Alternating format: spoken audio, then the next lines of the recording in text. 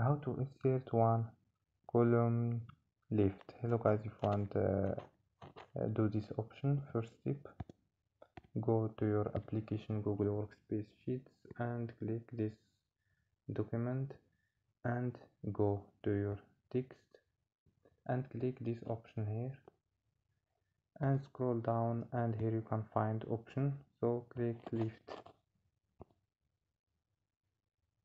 or you can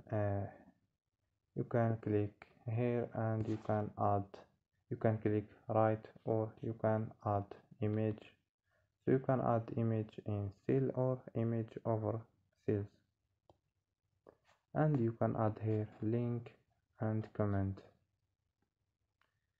and you can change color.